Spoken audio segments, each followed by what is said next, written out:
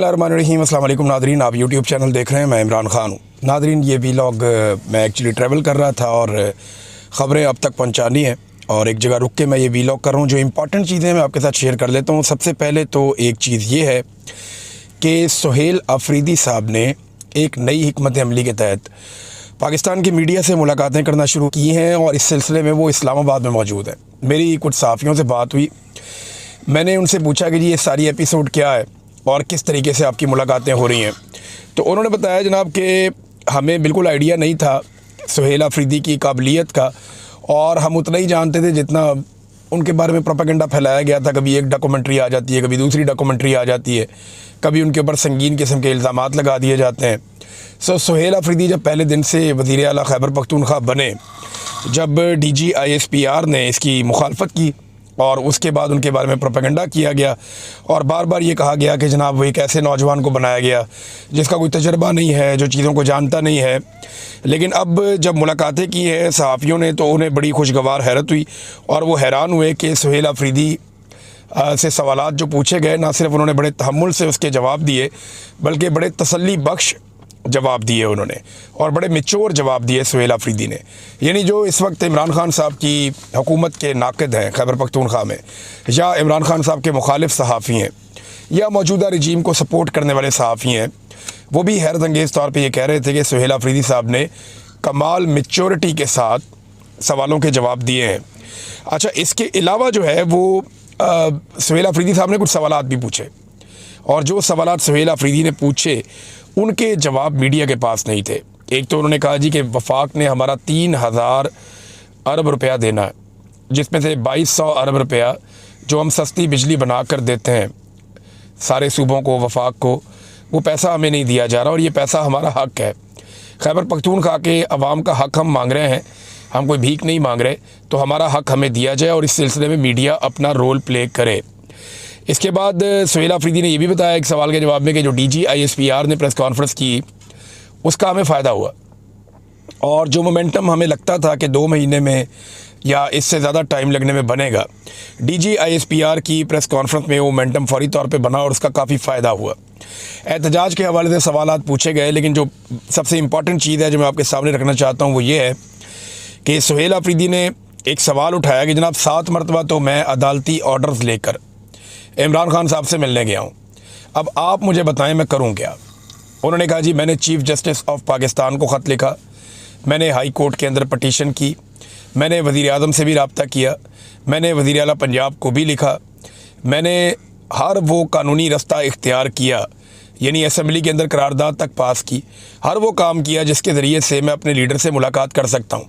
अब आप मुझे बताएं कि मेरे पास कौन सा कानूनी और आइनी रास्ता बचा है जिसको इस्तेमाल करके मैं अपने लीडर को मिलूं। अब देखिए 7 मरतबा एक वज़ीर आला अदालती ऑर्डर लेकर जाता है, लेकिन निज़ाम इतना बेहिस हो चुका है, पाकिस्तान की मिलिट्री एस्टेब्लिशमेंट ने इस कदर बेशर्मी पाकिस्तान के सिस्टम में डाल दी है कि सिस्टम को इस पर शर्मिंदगी भी नहीं होती, सिस्टम परेशान भी नहीं होता, और बड़ी ढिठाई के साथ सुहेल अफरीदी को रोक कर रखता है। अंदाज़ा कीजिए आप, और एक वज़ीर आला को उसके लीडर से मिलने नहीं देता। हालांकि नवाज शरीफ साहब जब जेल में थे तो धड़ाधड़ मुलाकातें होती थी, सहाफ़ी जाते थे जत्थे बना के, 15-15 सहाफ़ी बैठ के लंबी कॉन्फ्रेंस करके आते थे। इसी तरह बहुत सारे दीगर लोग जाते थे, फैमिली तो हर वक्त वहीं पे रहती थी, और रिकॉर्ड मुलाकातें मियां नवाज शरीफ साहब ने की हैं। तो अब सुहेल अफरीदी ने पूछा मैं कौन सा रास्ता इख्तियार करूँ। एक एहतजाज का रास्ता ही बचा है ना, कि मैं एहतजाज के रास्ते से अपने लीडर इमरान खान से मुलाकात करूं, तो इसका मीडिया के पास कोई जवाब नहीं था। एक और बात उन्होंने कही कि नवंबर में कुछ होगा और दिसंबर में बहुत कुछ होगा, यानी एक स्ट्रेटजी है एहतजाज के हवाले से सुहेल अफरीदी के पास। और मैं आपको बता रहा हूँ लगातार मोमेंटम जो है वो पकड़ रही है तहरीक। खैबर पख्तूनख्वा में 1 दर्जन से ज़्यादा जगहों पर एहतजाज हुआ जुम्मे वाले दिन। इसके अलावा आपने देखा कि सिंध के अंदर बहुत बड़े पैमाने पे एहतजाज हुआ, पंजाब में पकड़ दकड़ जारी है, निज़ाम डरा हुआ है, परेशान है कि हम क्या करें कि एहतजाज को रोकें, क्या करें कि हम लोगों को काबू करें। तो वहाँ पे भी लोग काबू नहीं आ रहे, पंजाब में भी, और बड़े पैमाने पे गिरफ़्तारियाँ करनी पड़ रही हैं। लोगों को 3 MPO के तहत गिरफ़्तार करना पड़ रहा है, उन्हें कैद में रखना पड़ रहा है, और DCs लगातार ये ऑर्डर्स जारी करते जा रहे हैं। तो जब आप इन सारी चीज़ों को प्लस माइनस करके देखते हैं तो एक मोमेंटम बन रहा है एहतजाज का। आसिम मुनीर साहब की जो तवज्जो है वो इस्तिस्ना पे और एक्सटेंशन पे है, ये हम सब जानते हैं। लेकिन सूरत हाल ये रहेगी नहीं, ये सूरत हाल तब्दील होगी और हर काम करने के बाद एस्टेब्लिशमेंट को ये लगता है कि वो पहले से ज़्यादा महफूज हो गए हैं। लेकिन हर मरतबा पता चलता है कि अभी मज़ीद कुछ मुश्किलात हैं जिनका इन्हें सामना करना पड़ेगा। 26 नवंबर को क्योंकि 1 साल होने वाला है और आज मुख्तलिफ़ जगहों पे एहतजाज भी हो रहा है, बरतानिया समेत दुनिया के कई मुल्कों में आज एहतजाज होगा क्योंकि एतवार का दिन है और कुछ एहतजाज जो है वो अगले एतवार को किए जाएंगे। पाकिस्तान तहरीक इंसाफ का जो ऑफिशियल मीडिया है उन्होंने सानिया डी चौक की जितनी भी इंटरनेशनल मीडिया ने कवरेजेस की थी वो सारी की सारी कवरेज उठाकर डाल दी है और पाकिस्तानी मीडिया तो कवर कर नहीं सका था। वैसे भी पाकिस्तानी मीडिया की हालत इतनी पतली हो गई है कि कोई भी खबर पाकिस्तानी मीडिया अपनी मर्ज़ी से दे ही नहीं सकता, जो मर्ज़ी कर ले। पाकिस्तानी मीडिया बार बार सोचता है कि वो खबर दे दे, वो बार बार सोचता है कि कुछ ना कुछ तो किया जाए। हम मीडिया के लोग हैं, हमारा रब्ता रहता है पाकिस्तान के अंदर जितने भी हमारे साथी हैं जो न्यूज़ रूम में बैठते हैं तो वो ये बताते हैं कि हम बहुत बेबस हैं। इससे पहले हम कभी भी इतने बेबस नहीं थे जितने बेबस हम आज हैं। ये पाकिस्तानी मीडिया की हालत हो चुकी है बदकिस्मती से पाकिस्तान में। यानी वो मीडिया जो एक घड़ी के ऊपर मैराथन ट्रांसमिशंस करता था, 18 प्रोग्राम एक एंकर ने कर दिए, 2 महीने प्रोग्राम ही इसके ऊपर चले एक घड़ी के ऊपर। तो एक घड़ी के ऊपर जनाब बैठ के वो एक एंकर था, वो तो घड़ी को चूम चूम के जो है वो वीडियोस बना रहा था। एक एंकर है वो ये कह रहा था जनाब ये तो मजहबी बहुत बड़ा प्रॉब्लम हो गया, कोई कुछ कह रहा था, कोई कुछ कह रहा था, कोई कह रहा था सऊदी अरब नाराज़ हो गया। सारों की अपनी अपनी कहानी थी। वो जो सारा मीडिया एक घड़ी के ऊपर बार बार प्रोग्राम कर रहा था ना, वो सारा मीडिया अब 5300 अरब रुपए के ऊपर कोई प्रोग्राम नहीं कर रहा। IMF की रिपोर्ट आई है, पाकिस्तानी हुकूमत के आदादोशुमार है कि 5300 अरब रुपया पाकिस्तान में करप्शन की नज़र हुआ है और रिकवरी डाली हुई है इन्होंने। अब वो रिकवर हुआ अगर वो पैसा तो वो गया कहाँ पे, किसके पास गया, किसकी जेब में गया? यानी कौमी ख़जाने में तो जमा नहीं हुआ। ऐसा कोई रिकॉर्ड अवेलेबल है तो हुकूमत शेयर करे कि वो पैसा कौमी ख़जाने में जमा हुआ है। अभी तक तो हुकूमत ने ऐसा कोई शेयर नहीं किया। तो एक घड़ी पे मैराथन ट्रांसमिशंस करने वाला मीडिया 5300 अरब की करप्शन के ऊपर बिल्कुल खामोश है, बिल्कुल खामोश है, कोई बात ही नहीं कर रहा। नाज़रीन एक चीज़ और है, मैं यहाँ पे उसको ऐड करना चाहता हूँ, ये इंतहाई अफसोसनाक चीज़ है। सुहेल अफरीदी के हवाले से है, एक और डॉक्यूमेंट्री जारी कर दी गई। पहले कुछ डॉक्यूमेंट्रीज़ और कुछ खबरें जारी की गई और मुख्तलिफ़ सहाफ़ियों का नाम लगा दिया गया, लेकिन वो नामालूम ज़राए से ख़बरें आई थी। उन सहाफ़ियों ने उन ख़बरों को और उन विजुअल्स को या उन डॉक्यूमेंट्रीज़ को डिसोन कर दिया। अब नामालूम अफराद तो होते थे, वो जबरी तौर पे लापता तो करते थे, लेकिन अब नामालूम अफराद जो है वो डॉक्यूमेंट्रीज़ बना के जबरी तौर पे सहाफ़ियों के खाते में डाल रहे हैं। है ना अजीब बात? जैसे कैसी अजीब बात है। अभी एक सदर हैं पेशावर प्रेस क्लब के M रियाज साहब, उनके खाते में एक डॉक्यूमेंट्री डाल दी गई सुहेल अफरीदी के ख़िलाफ़। तो उन्होंने कहा जी मेरा इससे कोई ताल्लुक़ नहीं है, लाताल्लुकी का उन्होंने इजहार किया और ये भी कहा कि मैं इस मामले में कानूनी चाराजोई भी करूँगा और करनी भी चाहिए। नाज़रीन ज़िमनी इलेक्शन चल रहा है और ज़िमनी इलेक्शन के हवाले से मैं आपको ये बताऊँ कि मुकाबला सिर्फ हरीपुर में है, जहाँ पाकिस्तान तहरीक इंसाफ ने अपना कैंडिडेट खड़ा किया, बाकी कहीं मुकाबला नहीं है। हर तरफ फस्तायत है, जुल्म है, जबर है। देखें ना, खैबर पख्तूनख्वा में एक इलेक्शन हुआ, वहाँ की हुकूमत ने पूरा मौका दिया नून लीग को कि आप आएँ, आकर कैंपेन करें, आप इलेक्शन करें, आप खुल कर आएँ, आवाम के अंदर जाएँ, आप जलसे करें, जुलूस करें, जो करना चाहते हैं आप करें, खुल कर आप इलेक्शन लड़ें और उनको फेयर चांस भी मिला। ये हुआ खैबर पख्तूनख्वा में। लेकिन पंजाब में क्या हुआ? पाकिस्तान तहरीक इंसाफ ने एक हल्के के अलावा अपने उम्मीदवार ही नहीं दिए, क्योंकि इससे पहले जितने ज़िमनी इलेक्शन हुए उनके अंदर जितना गंद मारा मरीम नवाज़ की हुकूमत ने, कोई सोच भी नहीं सकता था। और जो कुछ इलेक्शन कमीशन ने किया वो भी पूरी एक कहानी है और आप सब उस कहानी को बड़ी अच्छी तरह जानते हैं। नून लीग के कैंप में बेचैनी है हरीपुर में और उसके कुछ विजुअल भी सामने आए। कैप्टन सफदर से उनके कज़न मिल रहे थे और फिर उसके बाद जिस किस्म की वहाँ पे गालम गलोच सुनने को मिल रही थी, बड़ी बेचैनी है। उन्हें नज़र आ रहा है कि वो ये इलेक्शन जीतना उनके लिए मुश्किल है। अब अगर इलेक्शन कमीशन ही कोई इनको फॉर्म 47 वहाँ पे जारी कर दे और आर्डर आ जाए साहब बहादुर का कि ये सीट जो है वो उमर अयूब की अहलिया को नहीं देनी, तो फिर तो मामला कुछ और हो जाएगा। वरना ये सीट बड़े आराम से पाकिस्तान तहरीक इंसाफ जीत सकती है। ये फ़र्क हरीपुर में मौजूद हर आदमी को दिखाई दे रहा है। नाज़रीन मैंने मुफ्ती मुनीब साहब के बारे में पिछले वीलॉग में चंद बातें की थी।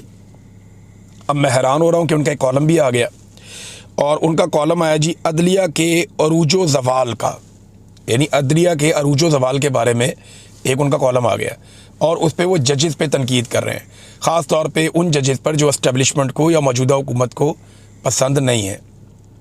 हैरत होती है मुझे, यानी आपकी मुफ्ती साहब जो डोमेन है उसके अंदर आप नहीं जा रहे और बाकी हर चीज़ में आप घुस रहे हैं। कभी आप अदलिया में घुसते हैं, कभी आप सियासत में घुसते हैं, कभी आप औरतों के मामलात में घुसते हैं, कभी आप ख़ारजी मामलात में घुसते हैं। और भाई आपकी सीधी सीधी डोमेन है, आप ये बताएं कि इस्तिस्ना की शरई और इस्लामी हैसियत क्या है, इसके बारे में आप राय नहीं दे रहे। आपको ये बताना है कि इस्तिस्ना इस्लामी है या नहीं, आपने ये बताना है इस्तिस्ना जो है वो शरई है या नहीं है।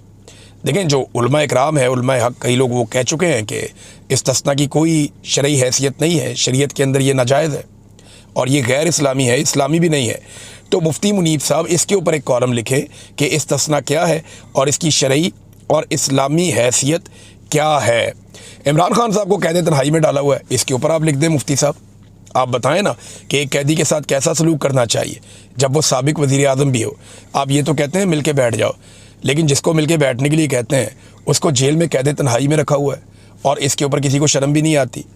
यानी ये अक़वाम मुत्तहिदा का जो मंडेला रूल्स हैं, अक़वाम मुत्तहिदा के मंडेला रूल्स के मुताबिक किसी भी कैदी को 15 दिन से ज़्यादा जो है वो कैद तन्हाई में नहीं रखा जा सकता।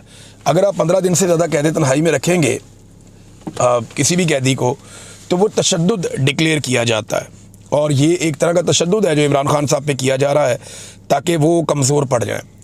नाज़रीन, एक छोटा सा बच्चा, यानी इमरान खान को आप कहाँ से निकालेंगे, ये इस्टेब्लिशमेंट नहीं कर पाएगी, इन लोगों से नहीं होगा।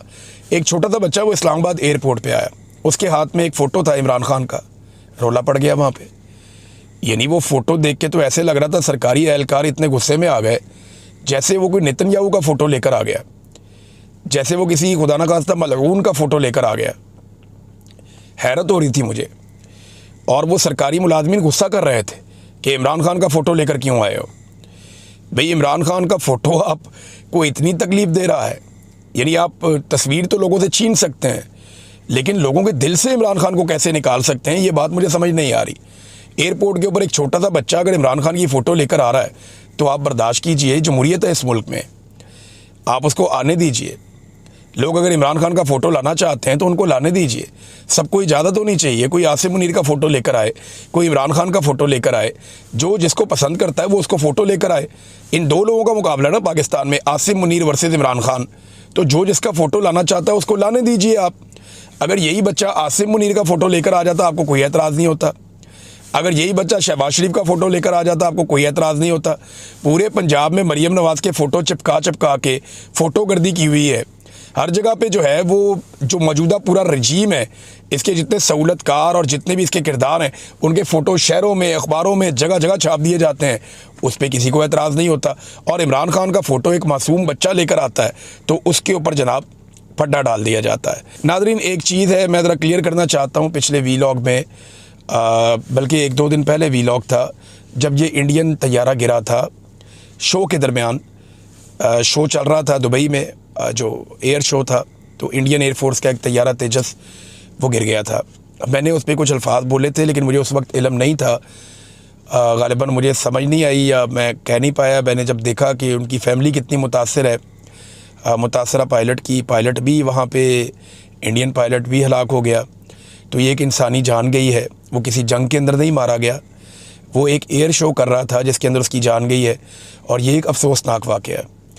और मैंने ये ज़रूर कहा कि इंडियन एयर फोर्स प्रॉब्लम में है और उन्हें अपना कोई सदका सुदका देना चाहिए, कोई अपना जो कोई मजहबी उनका तरीक़ाकार है वो करें।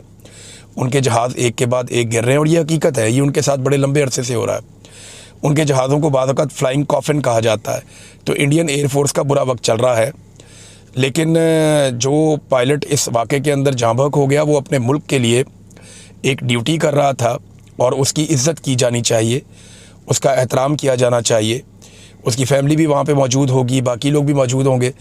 तो मुझे दुख है अगर किसी की दिल आज़ारी हुई मेरी बात से, चाहे वो इंडियन लोग हैं, उनकी फ़ैमिली है, तो मैं उनसे माज़रत चाहता हूँ। मुझे तकलीफ़ है कि मैंने इस तरह का एक दो जुमले बोले और वो मुझे नहीं बोलने चाहिए थे, लेकिन गो विद द फ्लो हो गया। मुझे बिल्कुल आइडिया नहीं था कि इस किस्म का ये हादसा है। मैंने वो जिस तरह वो बात चल रही थी हर तरफ, मैंने उस तरह वो बात कर दी। लेकिन क्योंकि वो एक प्रोफेशनल पायलट था और वो अपनी ड्यूटी कर रहा था, दौरान ड्यूटी उसके साथ ये हुआ, और वो हमारे साथ किसी जंग में नहीं था। अगर वो हमारे साथ किसी जंग में होता तो हम उसको अपना कारनामा कह सकते थे, लेकिन वो तो एक एयर शो था जिसमें बहुत सारी दुनिया के मुल्कों से लोग आए हुए थे। तो मैं उसके ऊपर जो है मुझे अफसोस है जो कमज़ोर बात मैंने की वहाँ पे। और हमें इतनी अखलाकी जुर्रत रखनी चाहिए कि जहाँ कभी कोई ऐसी बात आपसे हो तो उस बात को आप दुरुस्त करें। एक शिकवा और किया सुहेल आफरीदी ने, जाते जाते मैं आपके सामने रख दूँ। उन्होंने कहा जी कि पाकिस्तान के मीडिया से भी गिला है, बाकी सूबों को बड़ी अच्छी कवरेज देते हैं, हमें कवरेज नहीं देते। हम अच्छा काम करते हैं, दिखाते ही नहीं है, और बाद में कहते हैं कि आप काम ही नहीं कर रहे। तो इस किस्म का प्रोपेगेंडा भी किया जाता है उनके ख़िलाफ़। फिर उन्होंने बताया कि वो वफाक के ख़िलाफ़ नहीं है, वो अफ़गानिस्तान भी जाना चाहते हैं, वहाँ भी बात करना चाहते हैं और वो हुज्जत तमाम करना चाहते हैं। दहशतगर्दी के ख़िलाफ़ लड़ाई में उन्होंने कहा जी हम अपने वफाक के साथ खड़े होंगे, अपने मुल्क के साथ खड़े होंगे, हम दिल से पाकिस्तानी हैं। फिर एक और उन्होंने बड़ी तकलीफ़ का इजहार किया, उन्होंने कहा जी कि एक सवाल करवाया गया बाकायदा, मैं भी जानता हूँ, आप सारे जानते हैं, जिस सहाफ़ी से वो सवाल करवाया गया अफसोसनाक था कि आप अपना सूबा कोई अलग करना चाहते हैं या आप कोई अलहदगी की कोई सूरत हाल देख रहे हैं। उन्होंने कहा जी तकलीफ़ हुई मुझे इस बात से, हम हैं पाकिस्तानी और हम पाकिस्तान से प्यार करते हैं, हमारे दिल में पाकिस्तान है, तो क्यों पाकिस्तान में एक अलग सूबा बनेगा खुदा न खास्ता, एक अलग मुल्क बनेगा खुदा न खास्ता। पाकिस्तान दो लख्त हुआ था वो याया ख़ान की वजह से, उस वक्त की मिलिट्री एस्टेब्लिशमेंट की घटिया और गलीज़ हरकतों और उनकी ज़िद की वजह से पाकिस्तान दो टुकड़े हो गया था। आइंदा ये कभी होना नहीं चाहिए और ना कभी होगा, और पाकिस्तान का कोई भी सियासतदान या कोई भी सियासी जमात ये नहीं होने देगी। सिर्फ एस्टेब्लिशमेंट को अपना किबला दुरुस्त करना चाहिए और जो खेल वो पाकिस्तान के साथ खेल रहे हैं वो खेल बंद करना चाहिए। अब तक के लिए इतना ही। अपना ख्याल रखिएगा, अपने इस चैनल का भी। अल्लाह हाफ़िज़।